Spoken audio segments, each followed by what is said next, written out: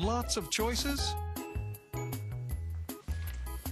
We say the best answer is all of the above, which is exactly what you get at the Pizza Inn Buffet. Everyone's favorite pizzas on made-from-scratch crust, sides, salads, signature desserts, and more. All of the above, everything you love, all at one low price. Incredible variety, unbeatable value. The Pizza Inn Buffet has it all for one low price. Come on by or visit pizzainn.com today. Coming up, fire officials have some new information on an abandoned carport blaze. Here if they think it was set. Plus, it didn't work out very well. This man yesterday fled from the cops for a seatbelt violation. You've got to find out why next.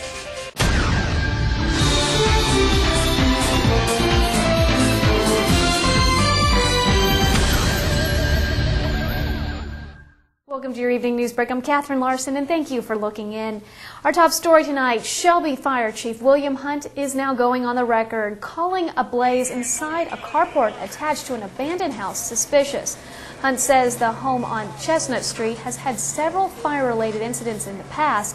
The fire broke out just before the midnight hour. The three-alarm blaze was quickly extinguished.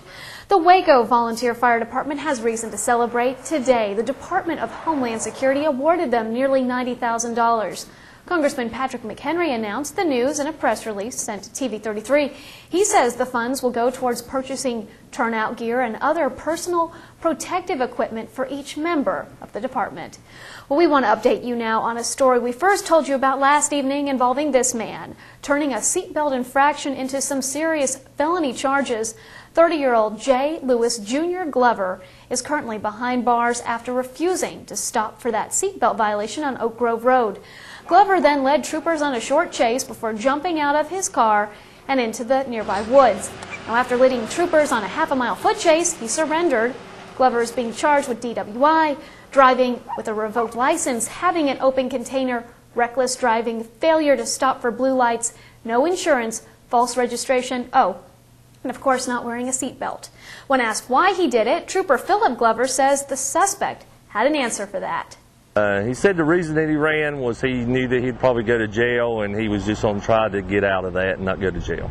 Glover is currently on a secured $2,500 bond. His first court date is set for Friday the 13th. A 20 to 40 acre colonial bed and breakfast will soon call Cleveland County home. Yesterday the news was announced at the Inn of the Patriots. Owner and former White House chef Marty Mongello spoke to the crowd, saying he wants to bring more tourism dollars to the area. Mongello says for every $1 spent, 5 will return. Every time we invest $1 into tourism, we get $5.99 back. So it's a 5-to-1 investment that is paying off in cash dividends, and it is working here in our county. Mongello hopes to set a site location and a build date in the near future. The Cleveland County Water Board met last evening and spoke on their plans to, in the next few months, pin down the cost of the reservoir. In June, they will also apply for grants. Now, they also spoke on their frustration with the stimulus money. Unfortunately, no funds, they say, are being appropriated for lakes and water issues. We're up after the break.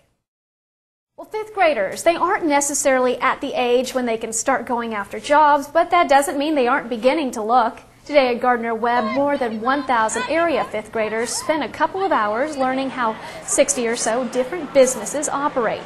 Guidance counselors Janet McSwain and Janet Smith say this was the most well-attended career fair they've done, and they were surprised by so many local companies that wanted to come out.